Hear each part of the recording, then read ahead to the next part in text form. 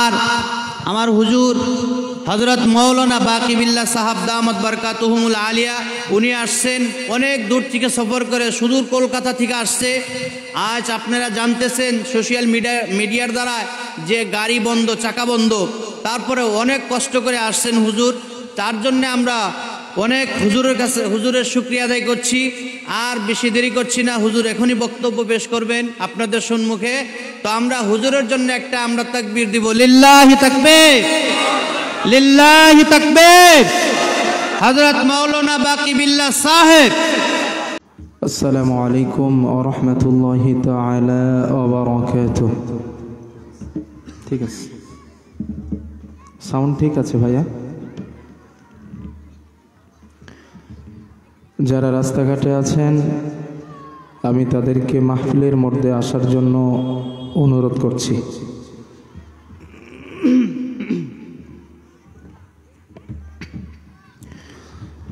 আলহামদুলিল্লাহ নাহমাদুহু ওয়া নাস্তাঈনুহু ওয়া নাস্তাগফিরুহু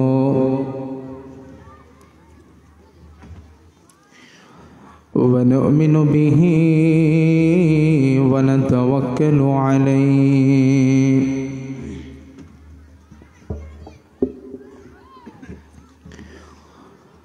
ونعوذ بالله من شرور أنفسنا ومن سيئات أعمالنا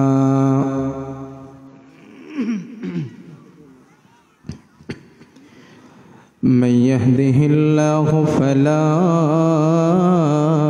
مضل له ومن يضلله فلا هادي له ونشهد أن سيدنا وسندنا وحبيبنا وطبيبنا وطبيب أرواحنا محمدا عبد الله ورسوله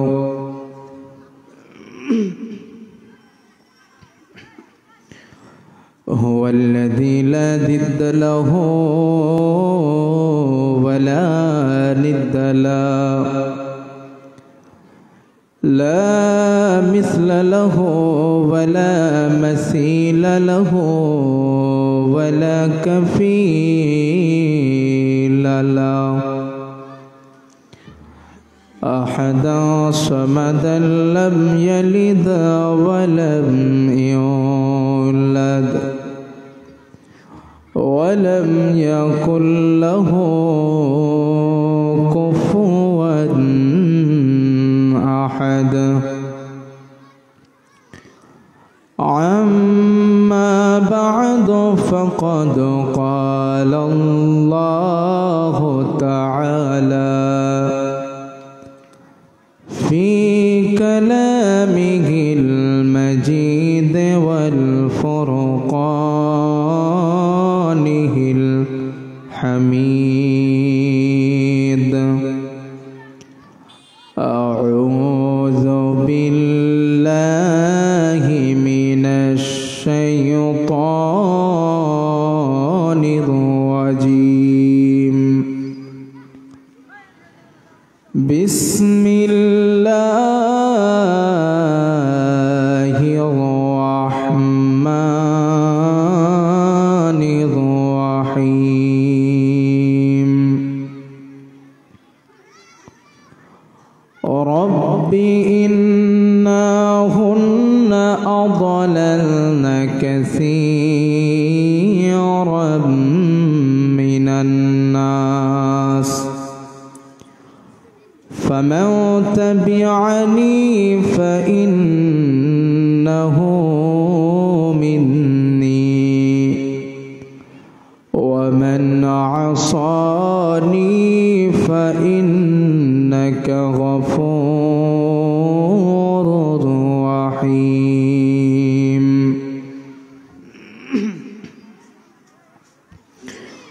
وقال تعالى في موضع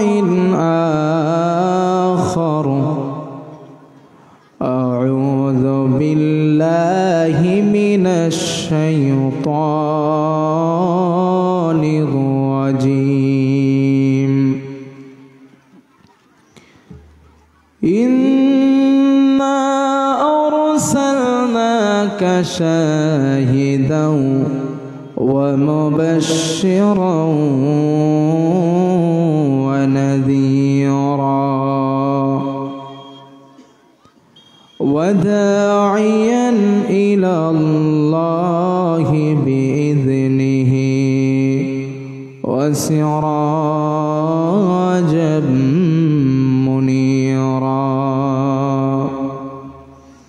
وقال تعالى في شان حبيبه إن الله وملائكته يصلون على النبي يا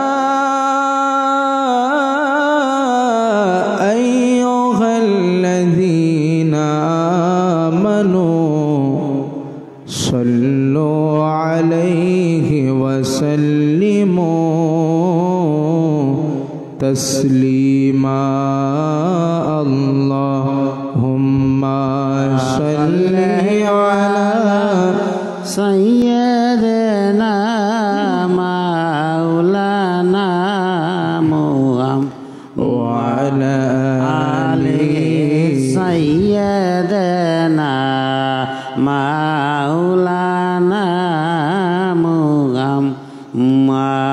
সকলে উচ্চ আওয়াজে নবীর প্রতি ভালোবাসা নিয়ে বলিষ্ঠ কণ্ঠে আওয়াজ করে আর একবার একটু পড়েন, আল্লাহুম্মা সাল্লি আলা সাইয়্যিদিনা মাওলানা মুহাম্মদ।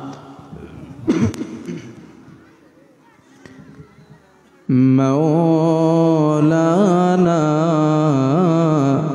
মুহাম্মদ কে বুঝিবে এ দুঃখ আমার, ও গো মাবুদ তুমি ছাড়া কে বুঝিবে এ দুঃখ আমার, ও গো মাবুদ তুমি ছাড়া কাকে শোনাই ব্যথা বিরহের, ও গো মাবুদ তুমি ছাড়া কে বুঝিবে এ দুঃখ আমার, ও গো মাবুদ তুমি ছাড়া কাকে শোনাই ব্যথা বিরহের, ও গো মাবুদ তুমি ছাড়া কেটে যাই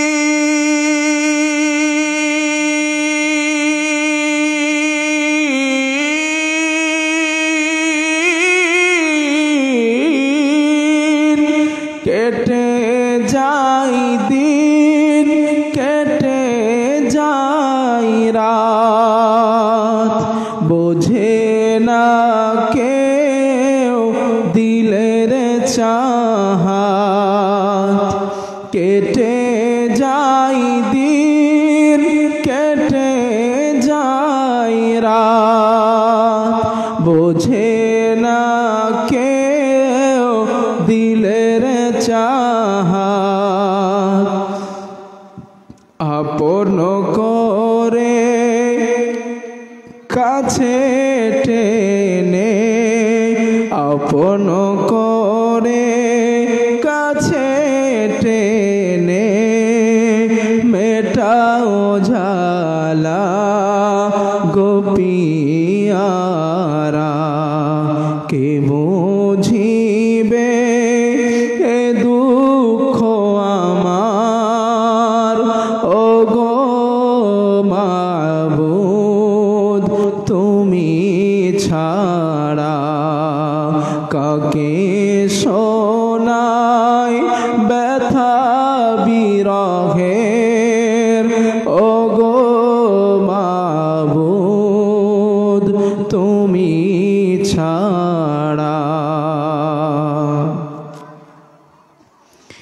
আলহামদুলিল্লাহ, আজ জলসার সম্মানিত নির্ধারিত শিক্ষিত সভাপতি সাহেব, সামনে বসে থাকা এবং স্টেজে বসে থাকা আকাশের তারকা সাদৃশ ওলামায়ে কেরাম, এই গ্রামের ইসলাম দরদি কোরআন প্রেমিক আল্লাহ তার রসুল প্রেমিক আমার আব্বাজান ও ভাইরা, সাহাবায়ে কেরামদের উত্তরসূরি আমার যুবক বন্ধু, পার্শ্বস্থ গ্রাম থেকে আগত সম্মানীয় অতিথি সকল, তার সঙ্গে পর্দার আড়াল থেকে আমার কণ্ঠ শ্রবণকারিণী সম্মানিতা মা এবং বোনেরা, স্নেহভাজন ছোট ছোট বাচ্চারা, আলহামদুলিল্লাহ, মাগরিবের পর থেকে এত সময় পর্যন্ত আপনারা বিভিন্ন উলামায়ে কেরামদের কাছ থেকে গুরুত্বপূর্ণ নসিহাতমূলক বক্তব্য শ্রবণ করছিলেন। এখন আমি মাগরিবের পর থেকে এত সময় পর্যন্ত আপনারা কি আলোচনা শুনেছেন আমি কিছু জানি না, তবে আমি কিছু সাবজেক্টের উপরে কথা বলার নিয়ত করছি ইনশাআল্লাহ। আল্লাহ যদি চান কথাগুলো বোঝানোরও চেষ্টা করছি, তবে আপনাদের কাজ হলো আমার কথাগুলো পরিপূর্ণ মন দিয়ে শ্রবণ করা। আমার কথা তো বুঝতে পারছেন না? আমার ভাষা তো বোঝা যাচ্ছে ইনশাআল্লাহ? আচ্ছা, পিছনের ভাই যুবক বন্ধু তোমরা যারা দাঁড়িয়ে আছো, ভাইয়া একটু বসলে খুব খুশি হব। যুবক ভাইয়া যারা দাঁড়িয়ে আছো একটু বসলে খুশি হব আমি। দাঁড়িয়ে থাকলে কেমন একটা দেখাচ্ছে,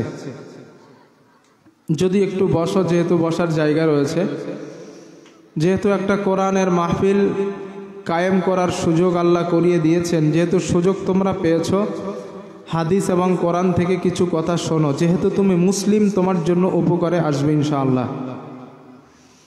কারণ এই মাহফিলগুলোর মধ্যে কোনো রাজনৈতিক দলের কথা আলোচনা হয় না। এখানে মিথ্যা কথা হাবিজাবি কোনো কথার আলোচনা হবে না। এখানে আলোচনা হবে হয় কোরআন না হলে সুন্নাহ থেকে।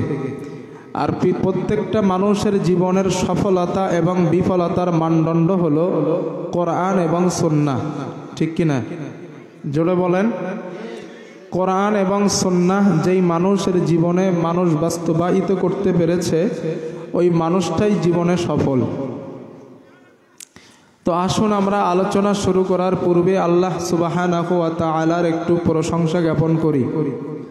উচ্চ আওয়াজে প্রাণ খুলে সকলে মিলে একবার বলি আলহামদুলিল্লাহ।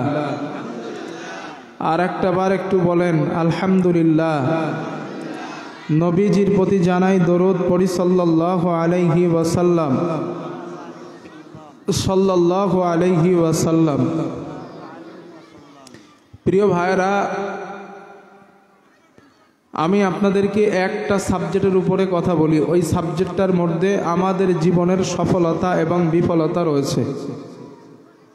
তবে সকলের কাছে আমার দাবি, আমি হাদিসের বাইরে একটা কথাও বলবো না ইনশাআল্লাহ, কোরআনের বাইরেও একটা কথা বলবো না ইনশাআল্লাহ। তবে আমার দাবি হলো আমার কথাগুলো মেনে নিতে হবে। রাজি আছেন না ইনশাআল্লাহ? যদি মানার নিয়তে, শোনা এবং মানার নিয়তে বসেন তাইলে লাভাস। আর যদি বলেন হুজুর না, শোনা বা মানার নিয়তে বসি নাই, আপনার কণ্ঠ শোনার জন্য বসছি, তাইলে কিন্তু বসে না থাকাটাই ভালো হবে। কথা বুঝতে পারছেন তো না ইনশাআল্লাহ? তো আসেন আমরা প্রশ্ন দিয়ে আলোচনা শুরু করি। প্রশ্ন দিয়ে আমরা এখানে যারা বসে আছি আমরা সবাই মুসলিম তো না ইনশাআল্লাহ? সবাই আমরা মুসলমান। শুধু মুসলমান তাই না, আমরা রাসূলুল্লাহ সাল্লাল্লাহু আলাইহি ওয়াসাল্লামের উম্মতও বটে, ঠিক তো? আজ আমি আমার সামনে দেখতে পাচ্ছি যুবক ভাইয়েরা বেশি বসা। বৃদ্ধা বাবাজিদের থেকে যুবকের সংখ্যা আজ অনেক বেশি। এই জন্য আমি বিশেষ করে যুবকদের উদ্দেশ্যে আজ আমার নসিহত। কারণ একটা যুবকই কিন্তু পারে একটা সমাজকে পরিবর্তন করতে, ঠিক কিনা বলেন? একটা যুবকই পারে একটা সমাজকে চেঞ্জ করে দিতে। আর এই যুব সমাজ যখন ধ্বংসের রসাতলে চলে যায়, এই যুবক যখন তার চরিত্রকে হারিয়ে ফেলে, এই যুবক যখন তার চরিত্রের উপরে প্রতিষ্ঠিত থাকতে না পারে, তখন ওই যুবকের মতো নিম্ন শ্রেণীর যুবক পৃথিবীতে আর একটা হতে পারে না। একটা যুবক শুধু যুবক না, এ একজন ইসলামের বিরাট একটা হাতিয়ার। কারণ একজন যুবকের পক্ষে যেইগুলা সম্ভব 10 জন বৃদ্ধা মানুষের পক্ষে ওইগুলা করা সম্ভব না, ঠিক কিনা বলেন? কিন্তু বড় দুঃখের সঙ্গে আমার কথাটা বলতে হয়, আজ আমাদের মুসলিম কমিউনিটি, মুসলিম যুবকদের দিকে তাকালে আমরা একটা জিনিস দেখতে পাই, সেটা হলো অধিকাংশ যুবকেরা বর্তমান সালমান খানের ফ্যান, অধিকাংশ যুবকেরা শাহরুখ খানের ফ্যান, অধিকাংশ যুবকেরা বিরাট কোহলির ফ্যান, আর্জেন্টিনা মেসির ফ্যান। ঠিক না ভুল? যুবক ভাই তোমরাই বলো ঠিক কিনা? তাও বলে ঠিক। তাহলে তোমাদের ঠিক থেকেই প্রমাণিত হলো যে তোমরা আর্জেন্টিনার ফ্যান, সালমান খানের ফ্যান। যুবক একটা কথা ভালো করে শোনো, আমিও তোমার মতো যুবক, আমার তো দেখলেই বুঝতেছো আমি বুড়ো হয়েছি কিনা। আমিও তোমার মতো, আমার এই 28 বছর বয়স, আমার 28 বছর রানিং। মুখে দাড়ি টাড়ি উঠছে এই জন্য মনে করতেছো 35, না আমার 35 হয় নাই, আমার 28 বছর বর্তমান রানিং আমার বয়স। তা আমিও তোমার মতো যুবক সন্তান। আমি তোমারে বন্ধু মনে করে একটা কথা বলি, সারা জীবন মনে রেখো, রাসূলুল্লাহ সাল্লাল্লাহু আলাইহি ওয়াসাল্লাম হাদিসের মধ্যে বলেছেন, মান তাশাব্বাহা বিকৌমিন ফাহুয়া মিনহুম। এই পৃথিবীতে যে যাকে অনুসরণ করবে, যে যার ফলোয়ার হবে, যে যাকে ফলোয়ার বানাবে, যে যাকে ভালোবাসবে, হাসরের দিন ওই মানুষটার সঙ্গে তার হাসর হবে। সুবহানাল্লাহ। না সুবহানাল্লাহ বলেও একেবারে ভুল কিছু বলেন নাই। আবেগ দিয়ে আমার কথা শোনেন, বিবেক দিয়ে কথা শোনেন, আবেগ দিয়ে নয়। আবারও বলছি, আমার কথা শোনেন বিবেক দিয়ে, আবেগ দিয়ে নয়, তাহলে লাভ হবে। আল্লাহর হাবিব বলেন, যেই মানুষ যাকে অনুসরণ করে, যাকে ফলো করে, যাকে ভালোবাসে, তার সাথে তার হাসর হবে। আপনার ফলোয়ার যদি মুহাম্মদ সাল্লাল্লাহু আলাইহি ওয়াসাল্লাম হয়, আপনার অনুসরণ করা হয়, আপনার হাসর হবে নবীর সাথে। আপনার হাসর যদি সালমান খানের সাথে হয়, আপনার হাসর হবে সালমান খানের সাথে। এবার ঠিক আছে, এবার ওয়াজ শুনতেছেন। তাহলে আমাদের কাছে কি আসলো, রেজাল্ট কি আসলো? যারা সালমান খানকে অনুসরণ করে হাসর হবে সালমান খানের সাথে। যারা বিরাট কোহলি, ওই আর্জেন্টিনা, মেসি, ব্রাজিল, রোনাল্ডো, ওদের যারা ভালোবাসে ওদের সাথে হাসর হবে। ঠিক তো যুবক? একটু কথা বলো, আমি আর বকা দেবো না, সমস্যা নাই, একটু ঠিকঠাক বলো। ঠিক তো নাকি? হাসর তো আর্জেন্টিনার সাথেই হবে। এখন আর্জেন্টিনা খ্রিস্টান না মুসলমান? জোরে বলো। খ্রিস্টান। আচ্ছা, খ্রিস্টানদের ব্যাপারে আল্লাহর কোরআনে একটা বক্তব্য আছে, ওয়াকালাতিল ইয়াহুদু উযাইরুন ইবনুল্লাহ ওয়াকালাতিন নাসারাল মাসীহ ইবনুল্লাহ। খ্রিস্টানেরা ঈসা নবীরে আল্লাহর ছেলে বলেছে। এখন তুমি তো মুসলিম, তুমি কি আল্লাহর ছেলে ঈসা নবীরে বলো? জোরে বলো, এটা ইমানের প্রশ্ন। জোরে বলো, তুমি কি ঈসা নবী আল্লাহর ছেলে এইটা মনে করো? না। তুমি কি মনে করো? ইন্নী আবুদুল্লাহ, ঈসা আল্লাহর বান্দা, ঈসা আল্লাহর গোলাম, আল্লাহর নবী, আল্লাহর বান্দা। তাহলে আর্জেন্টিনা, মেসি, তুমি যাদের ফলো করলে তারা তোমার আল্লাহর সাথে ঈসা নবীকে শরীক করেছে, তারা তোমার আল্লাহর সাথে শরীক করেছে। আর তোমার আল্লাহর সাথে যারা শরীক করে, তোমার আল্লাহর ফয়সালা কি?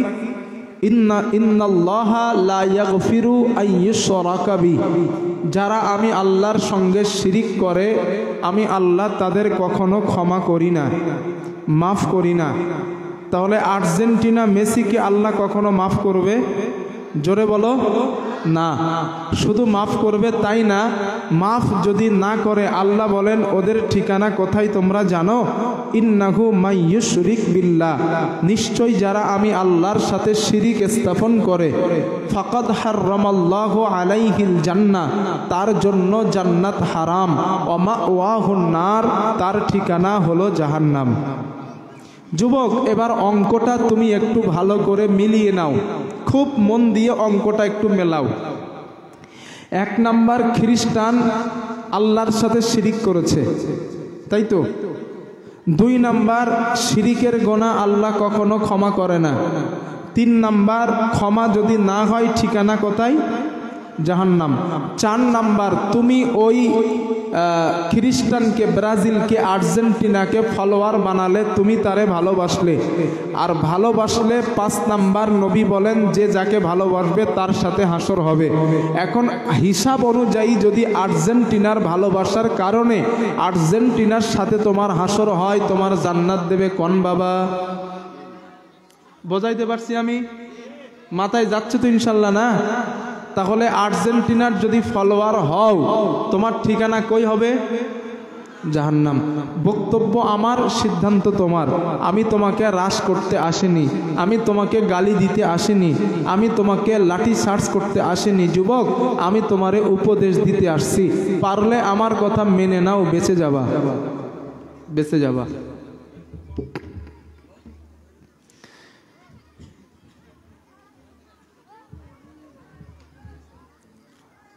তো আমরা আজ এই মাহফিল থেকে 1 নাম্বার সিদ্ধান্ত নেই যে আর্জেন্টিনার ফলোয়ার, ব্রাজিলের ফলোয়ার, সালমান খানের ফলোয়ার হব না ইনশাআল্লাহ। কেটা কেটা হবেন একটু হাত তোলেন তো।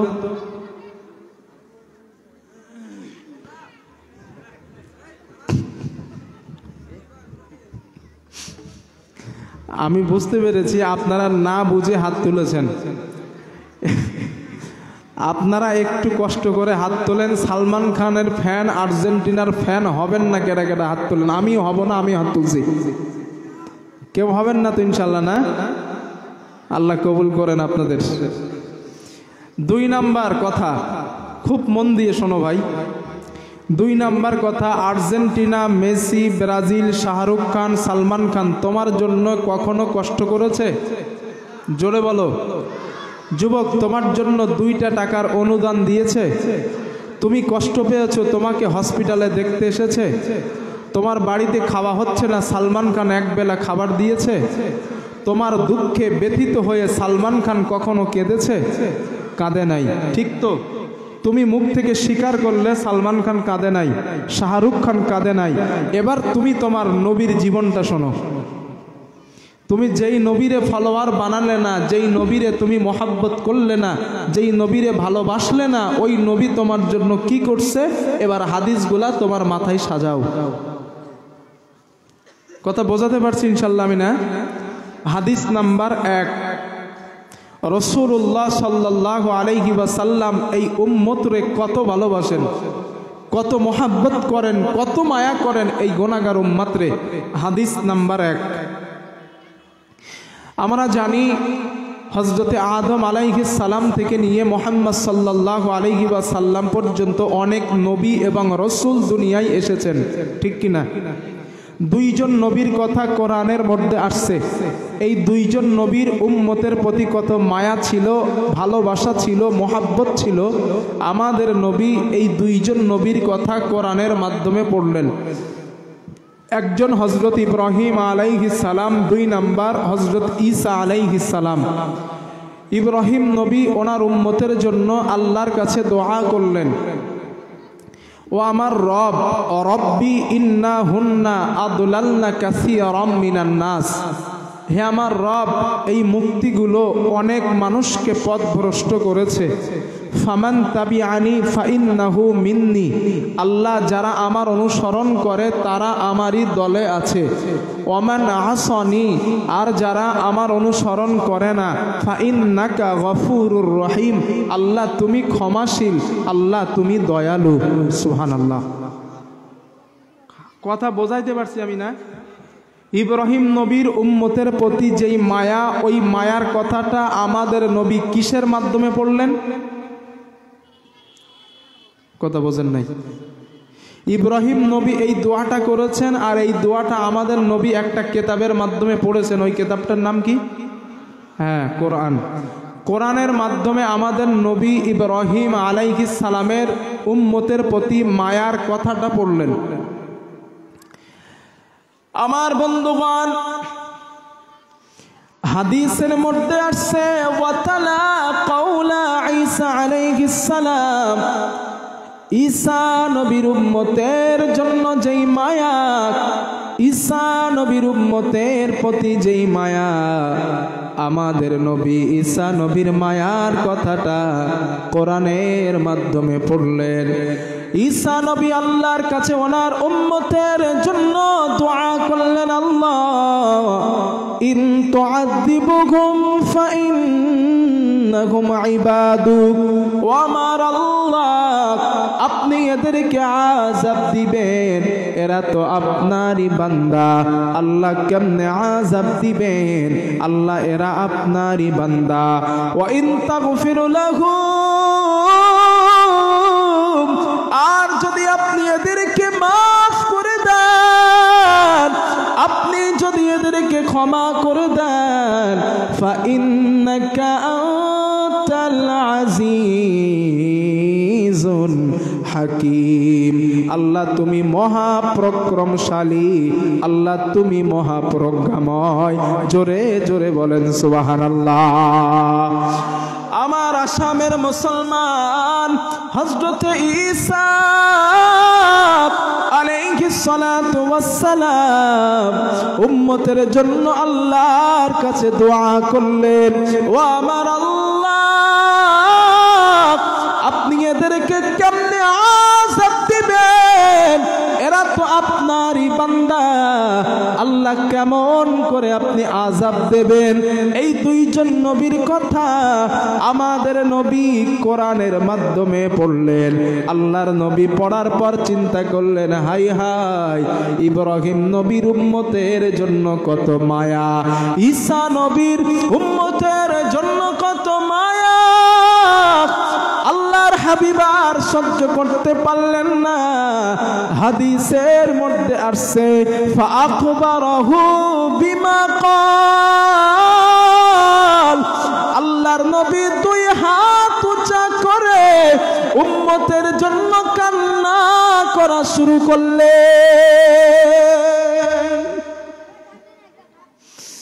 আল্লাহর নবী কাঁদেন।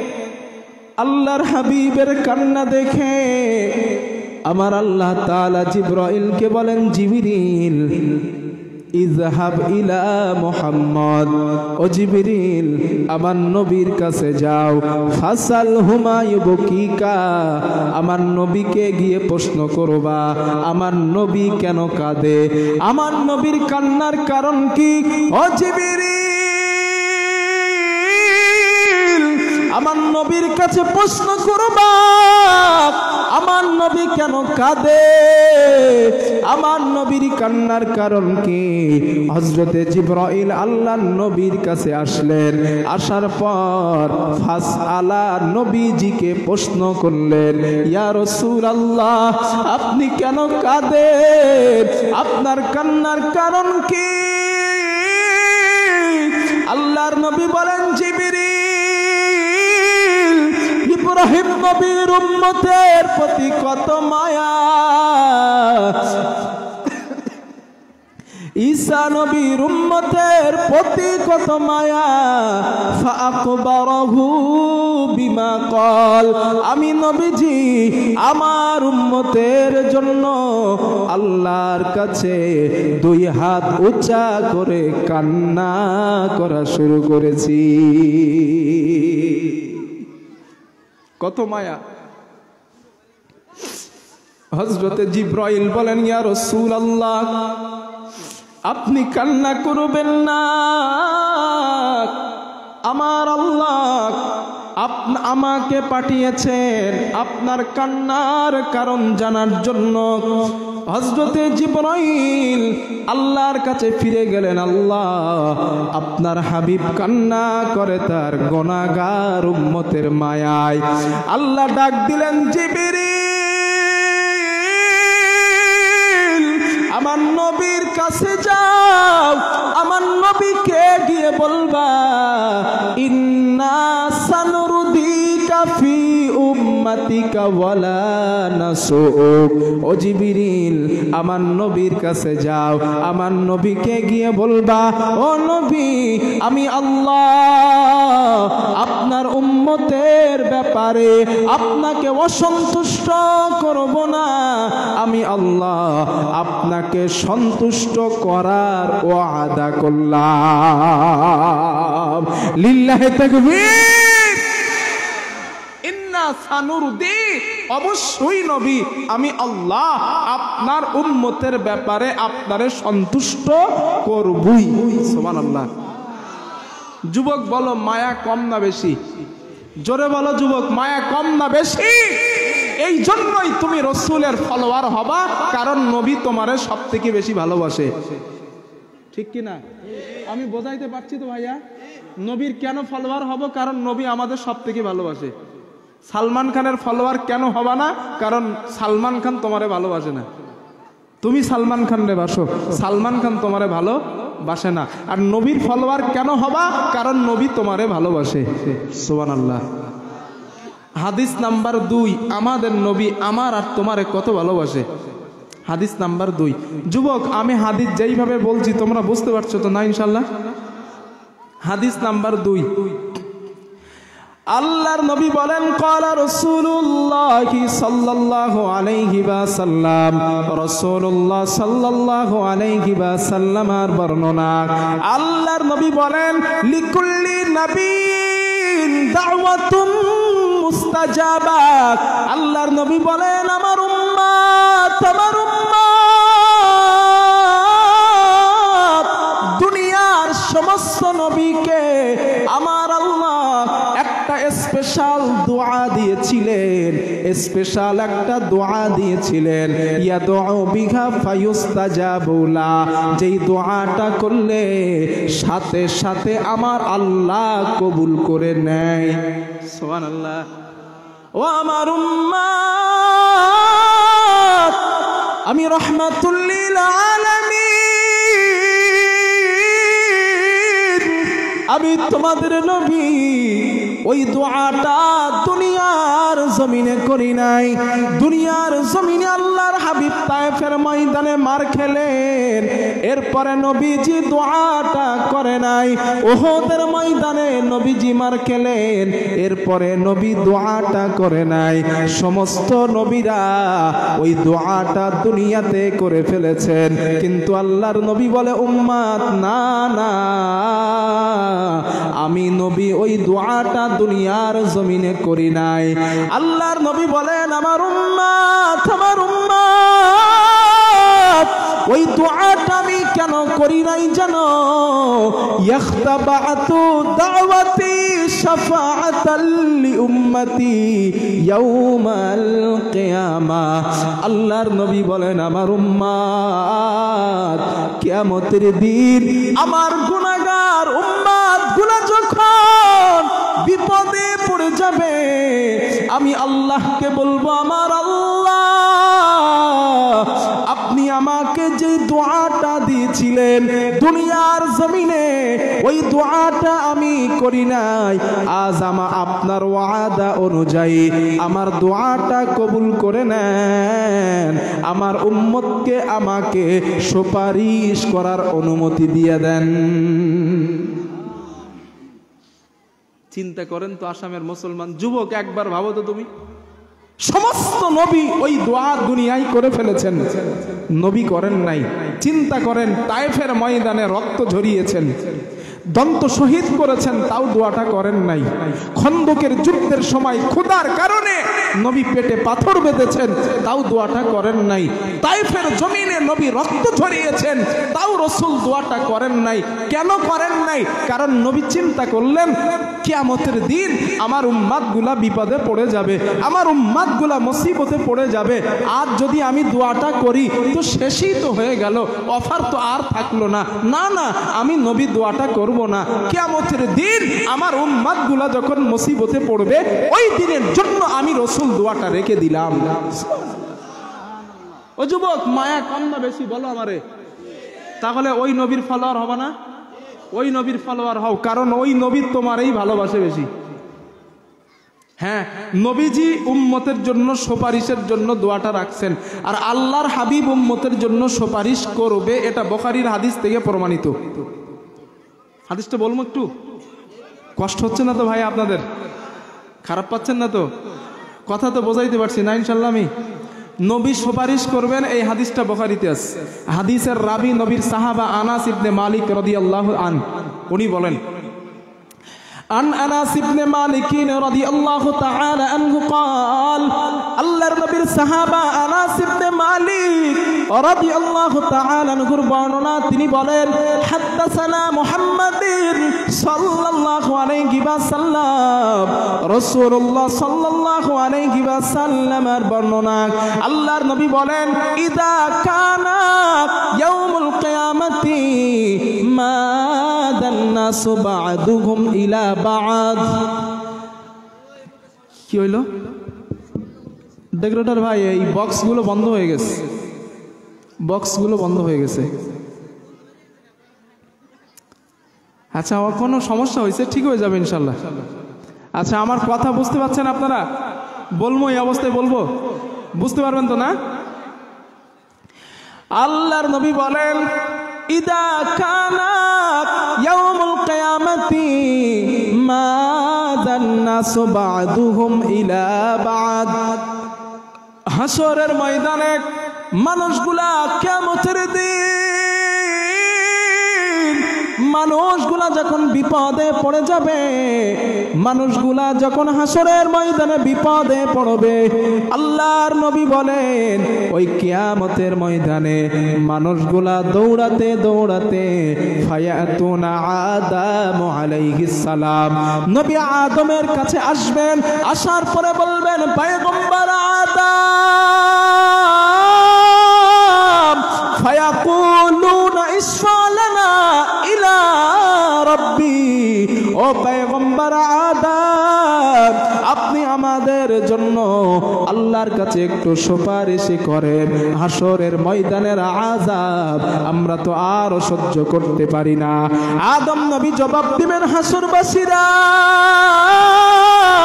ফায়াকুলু লাস্তু লাহা, আমি আদম ওই কাজের যোগ্য না, ওয়ালাকিন আলাইকুম বিইব্রাহিম আলাইহিস সালাম, তোমরা নবী ইব্রাহিমের কাছে যাও, ফাইন্নাহু খলিলুর রহমান, তিনি রহমানের অনেক কাছের বন্ধু, তিনি তোমাদের জন্য আল্লাহর কাছে সুপারিশ করতে পারবেন। হাসরবাসীরা, তোমরা ইব্রাহিম নবীর কাছে যাও। আল্লাহর নবী বলেন, সমস্ত হাসরবাসীরা ইব্রাহিম নবীর কাছে যাবেন। ইব্রাহিম নবীকে গিয়ে বলবেন, পয়গম্বর ইব্রাহিম, আপনি আমাদের জন্য আল্লাহর কাছে একটু সুপারিশ করেন, হাসরের ময়দানের আযাব আমরা তো আর সহ্য করতে পারি না। আল্লাহর নবী বলেন, ইব্রাহিম নবী মুসা নবীর কাছে পাঠাবেন। মুসা নবী একই জবাব দিবেন, আমি পয়গম্বর মুসা তোমাদের জন্য আল্লাহর কাছে কথা বলতে পারবো না, আমার পক্ষে সম্ভব না। ওয়ালাকিন আলাইকুম বিঈসা আলাইহিস সালাম, তোমরা নবী ঈসার কাছে যাও, ফাইন্নাহু রূহুল্লাহ ওয়া কালিমাতুহু, তিনি আল্লাহর দেওয়া রূহ, আল্লাহর দেওয়া কালিমা, তিনি তোমাদের জন্য আল্লাহর কাছে কথা বলতে পারবেন। জোরে জোরে বলেন সুবহানাল্লাহ। আল্লাহর নবী বলেন, সাহাবারা শোনো,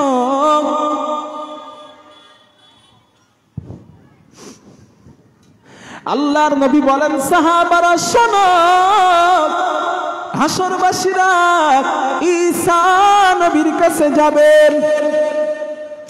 কি হচ্ছে?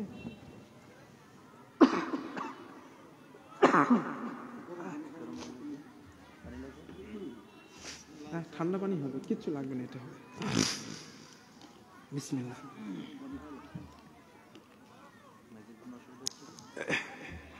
কি যেন একটা ঝাঁজ মতো আসলো, এসে কাশি ধরছে।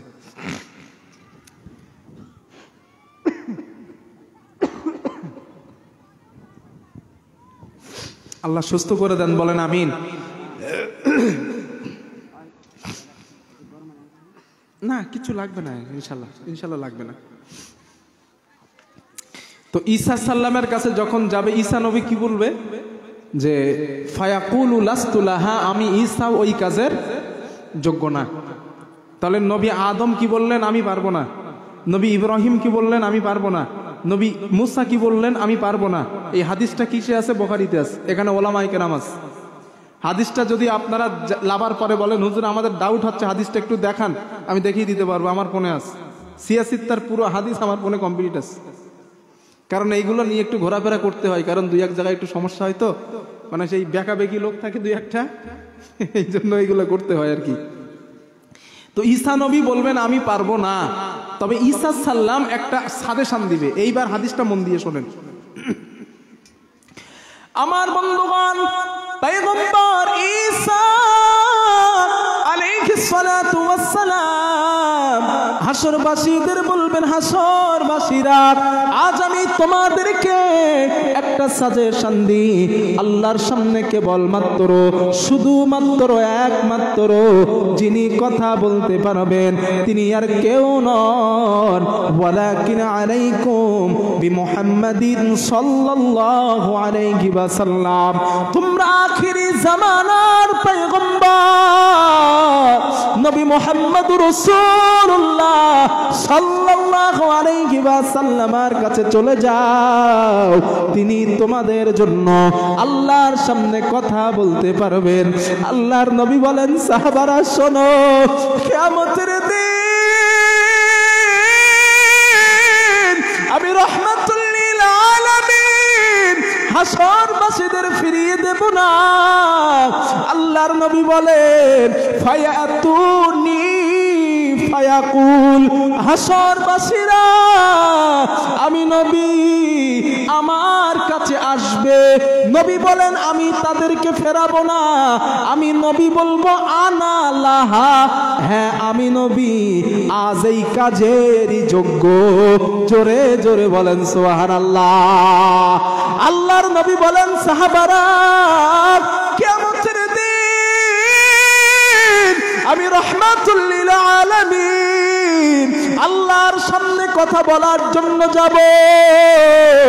আমার আল্লাহ ওই দিন আমাকে স্পেশাল কিছু কালিমা, স্পেশাল কিছু বাক্য আমার আল্লাহ ওই দিন আমাকে শেখাবেন। নবী বলেন, সাহাবারা লা ইয়াহজুরুনিল আন, আমি নবী জানি না ওই বাক্যগুলা কি আল্লাহ আমাকে শেখাবেন, আমি নবী আজও জানি না। তবে হাসরের দিন আমার আল্লাহ ওই বাক্য আমাকে শিখিয়ে দিবেন। আল্লাহর নবী বলেন, সাহাবারা ওই বাক্য শেখানোর পর ফাআহমাদাহু বিতিলকাল মাহামিদ, আমি নবী ওই বাক্যের মাধ্যমে আল্লাহর প্রশংসা করতে থাকব। আল্লাহর নবী বলেন, এক নাম্বার আলামত নূর আসবে উজুর জায়গায়। দুই নাম্বার নবীজি বলেন, আরিফুহু, আমি নবীজি আমার উম্মতকে চিনব। ইউতাউনা কুতুবুহুম আইমানিহিম, আমার উম্মতের ডান হাতে আমলনামা দেওয়া হবে। আমলনামা দিলেই আমি বুঝবো এটা আমারই উম্মত। কোন হাতে আমলনামা? ডান হাতে। ডান হাতে আমলনামা আসবে। যদি ডান হাতে আমলনামা চান, ডান হাতে যদি আমলনামা চান, মিথ্যা কথা বলা ছেড়ে দেন। কথা বুঝতেছে? ডান হাতে যদি আমলনামা চান আজ থেকে নামাজি হয়ে যান। ডান হাতে যদি আমলনামা চান চিটিংবাজি করা ছেড়ে দেন। ডান হাতে যদি আমলনামা চান মানুষকে কষ্ট দেওয়া ছেড়ে দেন। যদি ডান হাতে আমলনামা চান সুদ ঘুষ খাওয়া ছেড়ে দেন। যদি ডান হাতে আমলনামা চান মানুষকে ভালোবাসতে শেখেন। যদি ডান হাতে আমলনামা চান আল্লাহর হুকুমগুলা মেনে নেন, আল্লাহর নিষেধগুলা ছেড়ে দেন, আল্লাহ অটোমেটিক ডান হাতে আমলনামা দিয়ে দিবেন। আর আমলনামা ডান হাতে আসলে নবী চিনবে এটা আমারই উম্মত। কথা বুঝতেছেন?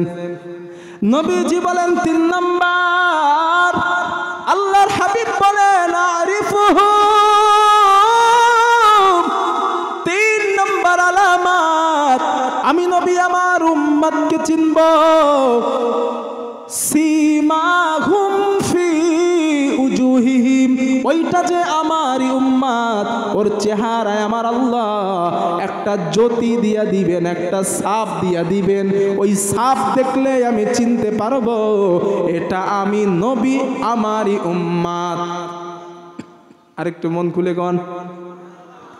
নবীজি বলেন 4 নাম্বার আরিফুহু,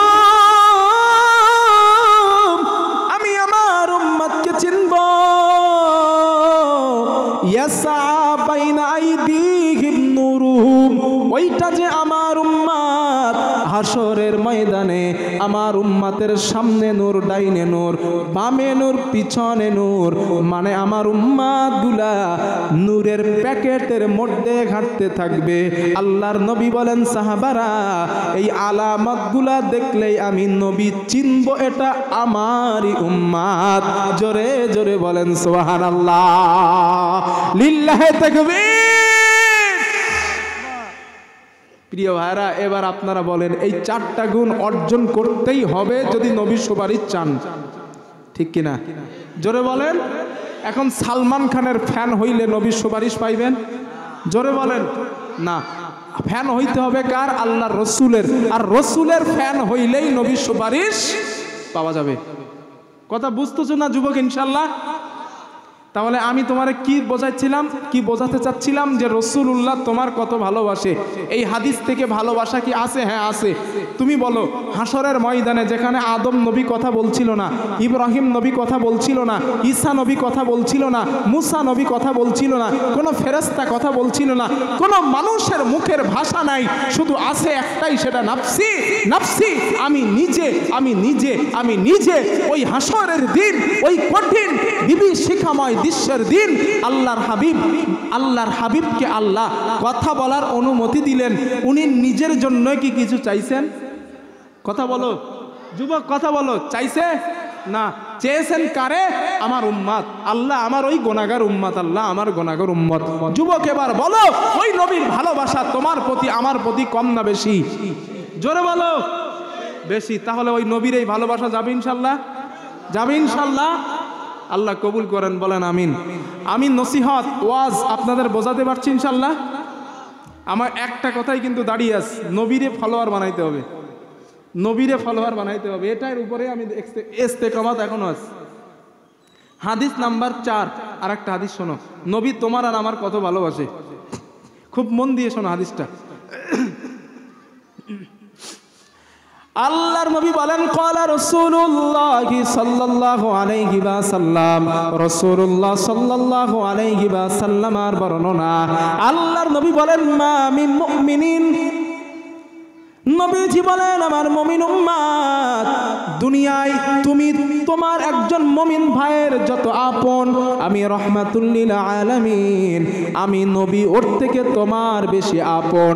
একজন বাবা আর একজন বাবার যত আপন, আল্লাহর নবী বলেন আমার উম্মত, আমি নবী ওর থেকে তোমার বেশি আপন।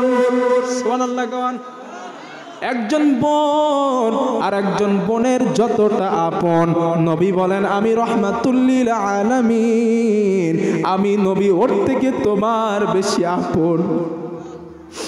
নবীজি বলেন আমি তোমার কেমন আপন জানো? রাহমাতুল লিল আলামিন বলেন মান তোমাদের মধ্যে কেউ যদি ঋণ সম্পদ রেখে মারা যায়, সম্পদ রেখে মারা যায়, ফালিয়ারিসু আসাবাতুহু মা কানু ফিদ দুনিয়া, ওই সম্পদ রেখে যাওয়া লোকটার পরিবার পরিজন যারা দুনিয়াতে থাকবে ওরা ওই সম্পদের ভাগ নেবে। এটাই তো মাসালা, তাই না? আমি মারা যাব, আমার রেখে যাওয়া সম্পদ আমি তো, আমার ছেলে পিলেরা নেবে তো, তাই তো নাকি? আপনি মারা যাবেন, আপনার রেখে যাওয়া সম্পদ ভাগ নেবে কারা? একটু জোরে বলো। ছেলে মেয়েরাই তো নেবে।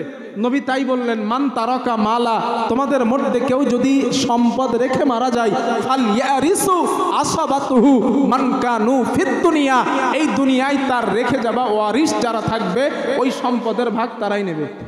এটাই মাসালা। এবার নবী কি বলে দেখেন, এবার রাসূল কি বলছেন?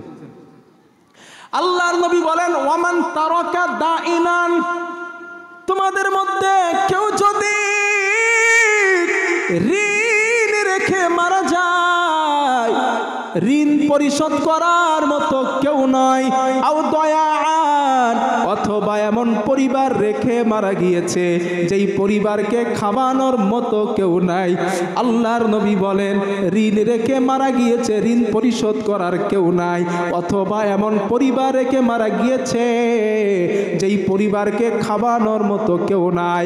আল্লাহর নবী বলেন, আমার উম্মত ফালিয়াতিনি, আমি নবী আমার কাছে পাঠিয়ে দাও, আনা মাওলা, আমি নবী আজ থেকে ওই অভাবগ্রস্ত পরিবারের অভিভাবক আমি নবী নিজেই হয়ে গেলাম। ও আসামের মুসলমান, একবার তোমার বিবেক থেকে আমাকে বলো, দুনিয়ায় এই দুঃসাহস কার রয়েছে? একটা পরিবার মারা গিয়েছে, দুইটা মেয়ে সন্তান দুনিয়াতে রেখে, ওই মহিলার বাচ্চাগুলার পেট চালানোর মতো অর্থ কাছে নাই। ওই মহিলার মাথায় হাত দিয়া বলবেন, মহিলা আমি তোমার পরিবারের দায়িত্ব নিলাম, তোমার বাচ্চাগুলারে মানুষ করানোর দায়িত্ব নিলাম, তোমার স্বামী এত টাকা ঋণ রেখে মারা গিয়েছে, আমি তোমার ঋণ পরিশোধ করে দেওয়ার দায়িত্ব নিলাম। এই দুঃসাহস বর্তমান জামানায় কার আছে আমারে বলো? কার আছে? আছে কারো? আরে তুমি তো সালমান খানের ফ্যান, আরে তুমি তো শাহরুখ খানের ফ্যান। ওই শাহরুখ খান কোন মৃত ব্যক্তির মাথায় হাত দিয়ে বলছে তোমার স্বামী মারা গিয়েছে? ও চাচি, তোমার স্বামী মারা গিয়েছে, আজ আমি শাহরুখ খান ওই পরিবারের অভিভাবকের দায়িত্ব নিলাম। একটা নজির তুমি দেখাও। ও যুবক, তোমার মাথায় কি শয়তান পেশাব করেছে? ওই সালমান খানের ফ্যান তুমি নিজেকে দাবি করো কেমনে? বলো আমারে, কেমনে দাবি করো তুমি? ওই শাহরুখ খানের ফ্যান তুমি নিজের দাবি করো কেমনে? ওই রহমাতুল্লিল আলামিন, যেই মানুষটার মাসের পর মাস ভাত খাওয়া হতো না, রুটি খাইতে পারতো না, খরমা খেজুর খেয়ে পানি খেয়ে যেই মানুষটা রাত কাটাইতো, যেই মানুষটা দিন কাটাইতো, যেই মানুষটা খাবার পেট ভরে খাইতে পারতো না, সেই মানুষটা বলছেন, ফালিয়াতিনি, আমার কাছে পাঠিয়ে দাও, আনা মাওলা, আজ থেকে ওই অভাবগ্রস্ত পরিবারের অভিভাবক আমি নবী মুহাম্মদ নিজেই হয়ে গেলাম। আমি যেভাবেই হোক ওই অভাবগ্রস্ত পরিবারে আমি নবী খাওয়াবো। যুবক, ওই নবীর ভালোবাসবা না বাসবা কারে? বলো তুমি, বলো কারে বাসবা কারে? ভালো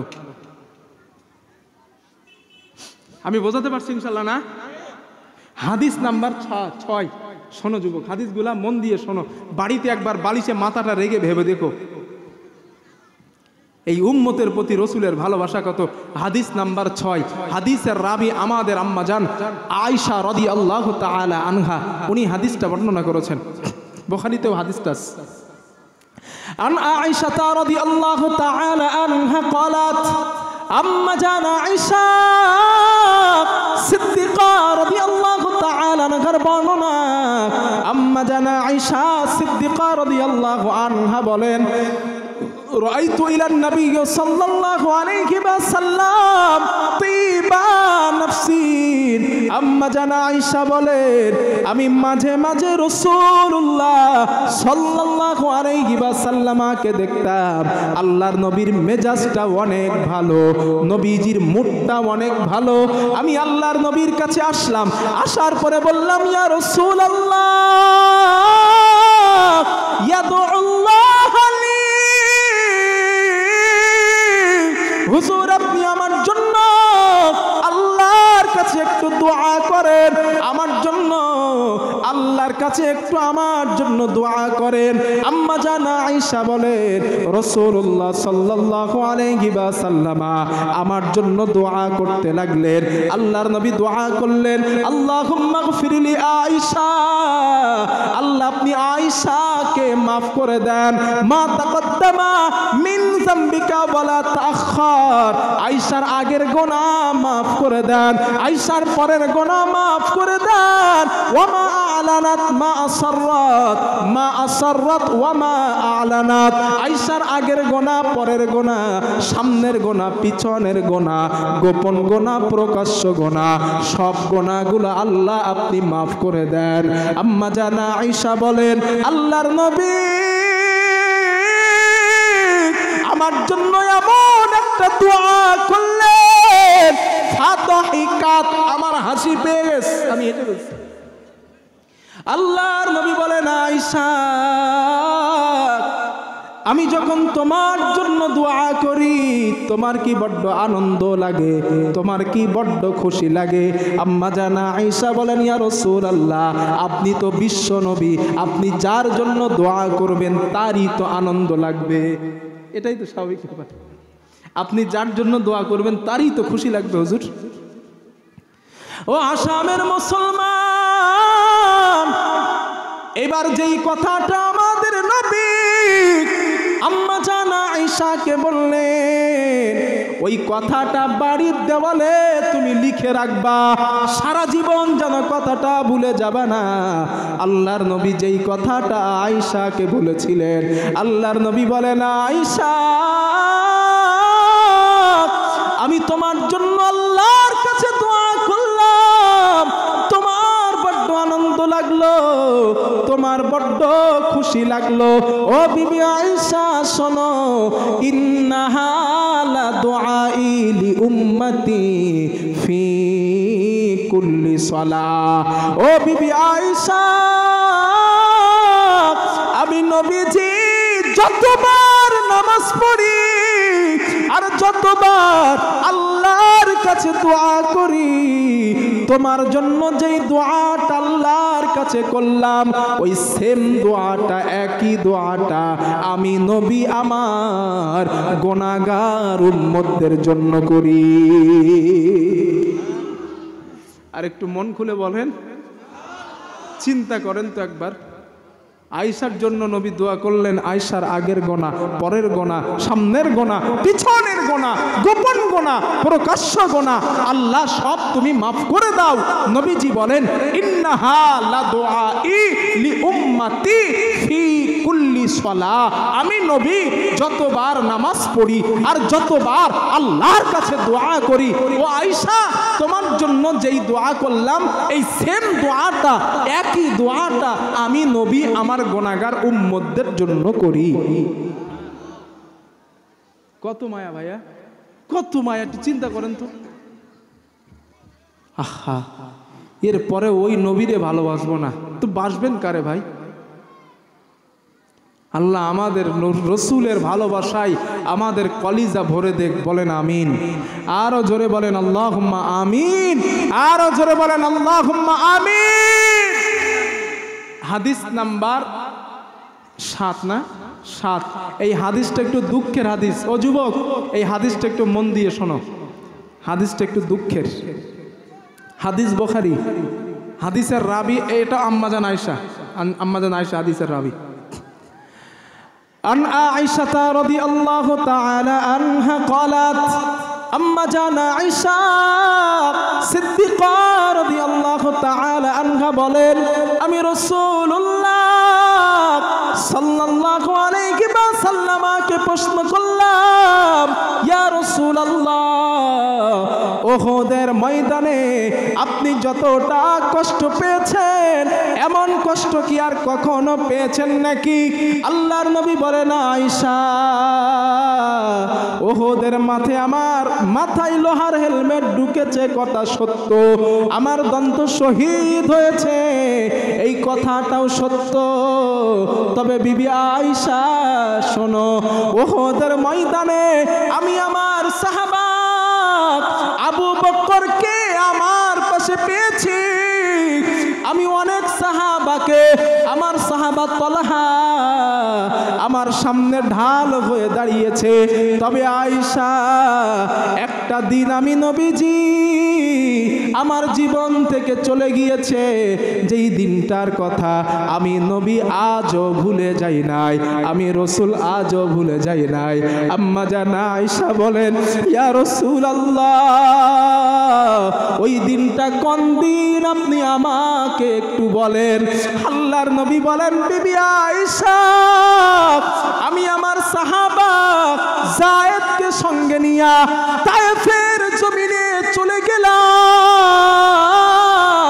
তায়েফের মানুষদেরকে দাওয়াত দিলাম, তারা আমি নবী আমারে মেরেছে, আমি নবীরে মারলো, আমি রাহমাতুল লিল আলামিন জমিনের উপরে বেহুশ হয়ে পড়ে গেলাম।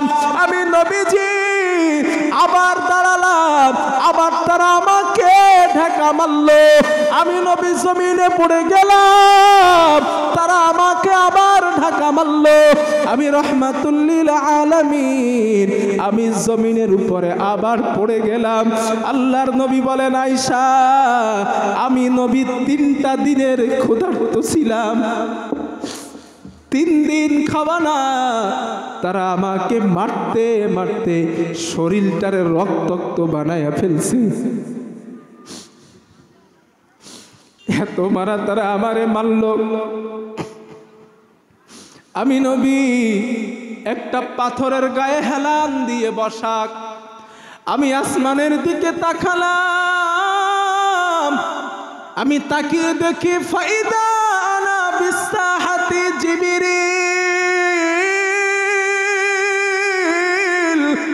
আমি আকাশের দিকে তাকায়া দেখি আল্লাহর ফেরেশতা জিবরাইল নূরের ডানা দিয়া আমি নবীর মাথার উপরে ছায়া করে আছে। আমি জিবরাইলকে প্রশ্ন করলাম, ইয়া আখি জিবরাইল, ও ভাই জিবরিল, কি ব্যাপার তুমি এখানে? হযরতে জিবরাইল বলেন, ইয়া রাসূলুল্লাহ, ইন্নাল্লাহা ক্বাদ বা'আসা কওলা কওমিকা লাকা ওয়া মা রাদ্দু ইলাইকা। ইয়া রাসূলুল্লাহ, আপনি আপনার কওমকে দাওয়াত দিয়েছেন, তারা আপনার দাওয়াত নাই, বরং আপনাকে কষ্ট দিয়েছে, আপনাকে তারা পাথর মেরেছে, আপনার গায়ে তারা থুতু দিয়েছে, আপনাকে গালি দিয়েছে। ইয়া রাসূলুল্লাহ, আমার আল্লাহ আরশে আজিম থেকে সবগুলা দেখেছেন, সবগুলা শুনেছেন।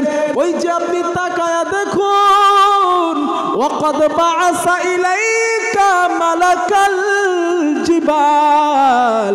হুজুর আপনি তাকায়া দেখেন, পাহাড়ের ফেরেশতা আমার আল্লাহ নাজিল করে দিয়েছে।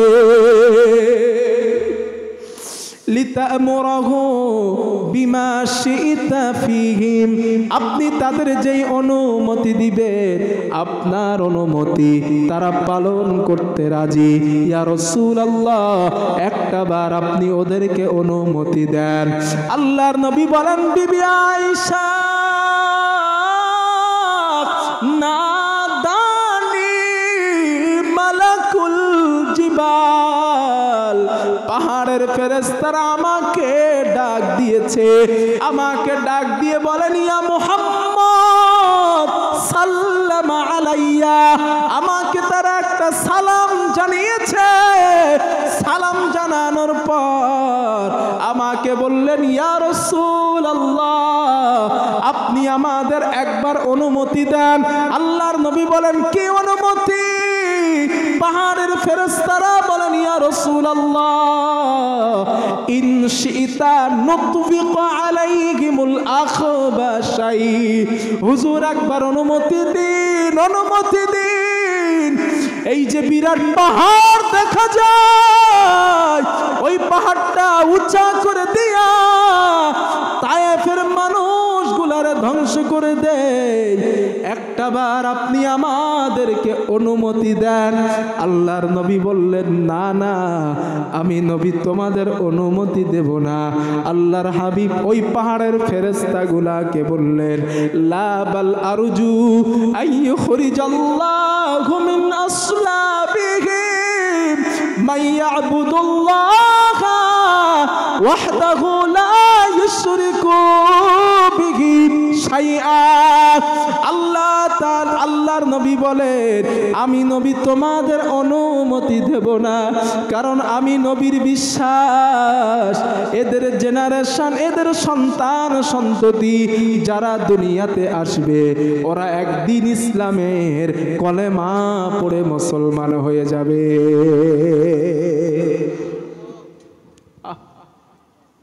যেই নবীকে তারা মানলো, যেই নবীকে তারা রক্তাক্ত করলো, যেই নবীকে তারা বেহুশ করলো, ওই রসুল তাদের বিরুদ্ধে একটা বার আল্লাহর কাছে অভিযোগ করলেন না। আল্লাহরে বলছেন, মাবুদ, ওদের হযরতে আনাস বলেন, আমি নবীর দিকে তাকায়া দেখি ফারাফা ইয়াদাইহি, নবীর দুই হাত আকাশের দিকে উঁচা করেছে। আল্লাহর নবী দুটো রক্তমাখা হাত আকাশের দিকে উঁচা করে বলেন, আল্লাহুম্মা গফিরলি কওমি ফাইন্নাহু লা ইয়ালামুন। ও আমার মাবুদ, আমার কওম জানে না আমি তোমার নবী, তাদের বিরুদ্ধে তোমার কাছে আমার কোনো অভিযোগ নাই আল্লাহ, ওরা না বুঝে আমারে মেরেছে আল্লাহ, তুমি এদেরকে মাফ করে দাও, তুমি এদের ক্ষমা করে দাও। ও যুবক, কত মায়া সেই উম্মতের প্রতি, কত মোহাব্বত সেই রসুলের উম্মতের প্রতি, কিন্তু সেই নবীরে আমরা চিনলাম না, সেই নবীর আদর্শবান মানুষ মনে করতে পারলাম না, সেই নবীর গুণে গুণান্বিত আমরা নিজেকে করতে পারলাম না। ঠিক বলছি না ভুল বলছি? জোরে বলেন, আরো জোরে বলেন। ওই রসুলের আদর্শে আমরা আদর্শিত হতে পারলাম না। প্রিয় ভাইরা, এই হাদিসটা যখন আমি পড়ছিলাম, আমার মাথায় একটা চিন্তা আসছিল। শামায়েলে তিরমিজি বলে, এখানে ওলামায়ে কেরাম যারা আছেন এনারা জানেন, রাসূলুল্লাহ সাল্লাল্লাহু আলাইহি ওয়াসাল্লামের দেহের স্ট্রাকচারের বর্ণনা ওই শামায়েলে তিরমিজির মধ্যে আছে। ওলামায়ে কেরাম জানেন আমার নবীর পা থেকে মাথা পর্যন্ত কেমন ছিল। হ্যাঁ, ইনশাআল্লাহ আমি আমার ইউটিউবে আছে, দেখবেন একটা বক্তব্য আছে আমার ইউটিউবে, আমার নবীর পুরো দেখতে কেমন ছিল, আমি পুরো নখ থেকে বর্ণনা করেছি নবীর চুল পর্যন্ত, একদম হাদিসের এবারত সহ আমার বর্ণনা বক্তব্য দেওয়া আছে। তো আজ আমি এটা বলে সময় নষ্ট করতে চাচ্ছি না, আর বলতেও চাচ্ছি না, বললেও বলবো না, যেহেতু এটা বলতে গেলে আবার 1 ঘন্টার ব্যাপার। তো রাসূলুল্লাহ সাল্লাল্লাহু আলাইহি ওয়াসাল্লামের দেখতে কেমন ছিল ওলামায়ে কেরাম ওনারা জানেন। তো আমি চিন্তা করছি হাদিসটা পড়ার পরে যে আল্লাহর হাবিবের দেখতে তো এত সুন্দর ছিল। বুখারীতে একটা হাদিস আসছে, আম্মা জান আয়েশা সিদ্দিকা রাদিয়াল্লাহু আনহা বলেন, যারা মিশরের নারীগুলা ইউসুফ নবীর চেহারা দেখে, সৌন্দর্য দেখে ফল কাটতে কাটতে আঙ্গুল কেটে ফেলছিল, ওরা যদি আমার রাহমাতুল লিল আলামিন নবী মুহাম্মদ রাসূলুল্লাহ সাল্লাল্লাহু আলাইহি ওয়াসাল্লামকে দেখতো, আঙ্গুল কাটতে কাটতে কলিজা কেটে ফেলতো, ওরা নিজেরা টের পেত না। এটা বুখারী শরীফের হাদিস, হাদিসের রাবি আম্মা জান আয়েশা, এটাও বুখারীর হাদিস। কত সুন্দর চেহারা ছিল তার, কত সুন্দর, চিন্তা করেন ভাই। আহ, এত সুন্দর চেহারার মানুষের গায়ে তারা মারল কিভাবে? আমি এতটুকু চিন্তা করছি, কত নিষ্ঠুর তারা, কত নিষ্ঠুর। যেই রসুলের সৌন্দর্যের ব্যাপারে আম্মা জান আয়েশা বলেন, মিশরের নারীরা যদি আমার নবীরে দেখতো, ফল কাটতে কাটতে কলিজা কেটে ফেলতো। কত সুন্দর ছিলেন উনি, সেই নবীরে তারা মারছে কেমনে? আম্মা জান আয়েশা বলেন, আমি একদিন রাতের বেলা নবী আমার হুজরায়, রাসূলুল্লাহ শরীর থেকে পোশাক খুলেছেন। এই কথাটা যখন পড়ি কি মজা লাগে ভাই আমার। আম্মা জান আয়েশা বলেন, আমি দেখি নবীজি শরীরের পোশাক খুলছে, আমি রসুলের চেহারার দিকে তাকায় দেখি, কি সুন্দর চেহারা। নবীজির চেহারা দিয়ে যেন নূরের এই যেন জ্যোতি চমকায়, নবীর চেহারা দিয়ে জ্যোতি চমকাইছে। আল্লাহর হাবিবের চেহারার মাঝে কিছু কিছু কালো কালো দাগ দেখলাম, বসন্তের দাগ। আমি নবীরে জিজ্ঞাসা করলাম, হুজুর এই ছোটবেলায় কি বসন্ত হয়েছিল আপনার, এই কালো কালো দাগ? নবীজি বলেন, আয়েশা আমার কখনো বসন্ত হয় নাই। বসন্তের কালো দাগ থাকে না গায়ে, হইলে থাকে। রসুল বললেন, না আমার কখনো হয় নাই। তা আম্মা জান আয়েশা বলছেন, হুজুর এইগুলা কিসের দাগ? রসুল্লাহ বললেন, আয়েশা আমি যেদিন তায়েফের মানুষের কাছে দাওয়াত দিতে গেছিলাম, ওরা আমার পাথর দিয়ে মারছে। পাথরগুলা দিয়ে যে আমার গায়ে ওরা আঘাত করছিল, ওই আঘাত আমি রহমাতুল্লিল আলামিন এখনো ভুলি নাই। ওই যে আঘাতগুলো ওরা করেছিল আমার গায়ে, সেই আঘাতের চিহ্ন আমি নবী আমার শরীর থেকে আজও মুছে নাই। আয়েশা তুমি যেই কালো বসন্তের দাগ দেখছো, এইগুলো বসন্তের দাগ না, এগুলো তাদের নিক্ষিপ্ত পাথরের ক্ষত বিক্ষতর চিহ্ন।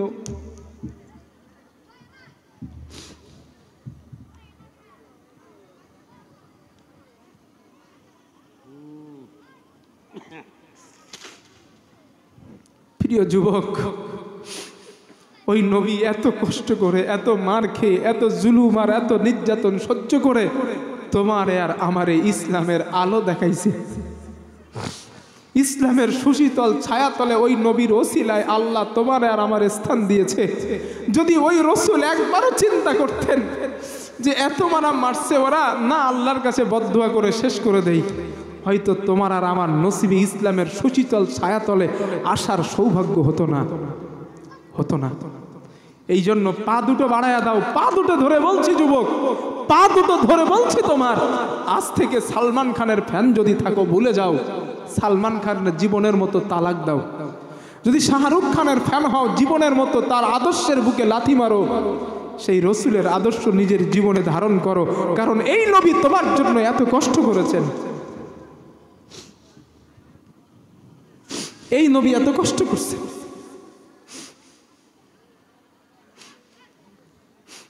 আল্লাহ আমাদের কথাগুলো বোঝার তৌফিক দান করেন, বলেন আমিন। আরো জোরে বলেন আল্লাহুম্মা আমিন, আরো জোরে বলেন আল্লাহুম্মা আমিন। একবার একটু কলেমার জিকির করেন তো ভাই, সুবহানাল্লাহ ওয়ালহামদুলিল্লাহ।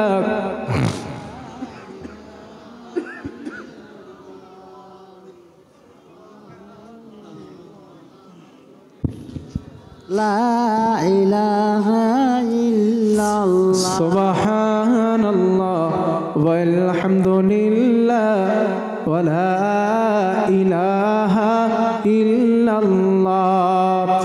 লা ইলাহা ইল্লাল্লাহ মুহাম্মাদুর রাসূলুল্লাহ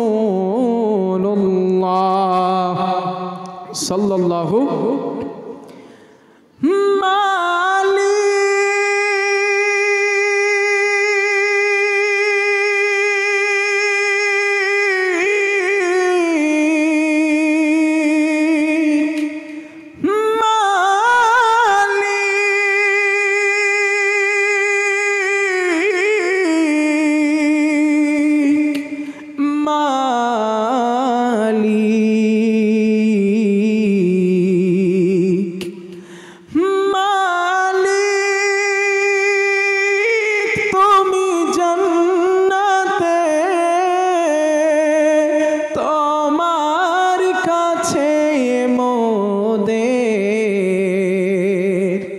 একটি ঘর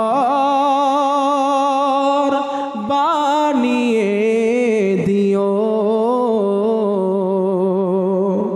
একটি ঘর বানিয়ে দিও। মালিক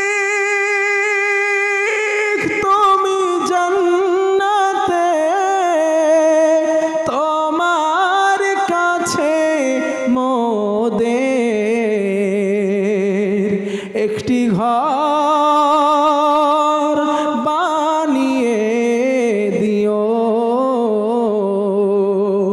একটি ঘর বানিয়ে বলেন আমিন। আরও জোরে বলেন আল্লাহুম্মা আমিন। প্রিয় ভাইরা, আমি আপনাদের সকলের কাছ থেকে একটা এরাদা নিতে চাই।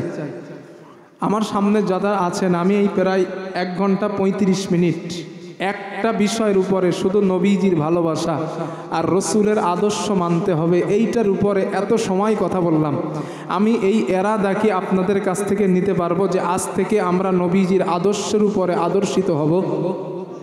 দেখি কেটা কেটা হবো, একটু হাত তোলেন তো দেখি। আল্লাহ তুমি আমাদের সবার হাতরে কবুল করো, বলেন আমিন। আরো জোরে বলেন আমিন, আরো জোরে বলেন আল্লাহুম্মা আমিন। আচ্ছা ভাই, আগামী বছর এই মাহফিল হোক, এটা আপনারা সবাই চান? সবাই চান? আচ্ছা আমি আসি, এইটা চান না? আমি দাওয়াত দিতেছি না, আমি এটা একটু আবেগে বললাম আর কি। না, আবার হয়তো আপনারা মনে করবেন হুজুর আগামী বছর দাওয়াত নেওয়ার জন্য এটা বলছেন। না, আমি এটা একটু আবেগে বলছি আর কি। তো আগামী বছর এই মাহফিল হোক, এটা আপনারা সবাই চান তো ইনশাল্লাহ? না, সবাই চান তো? আল্লাহ কবুল করেন।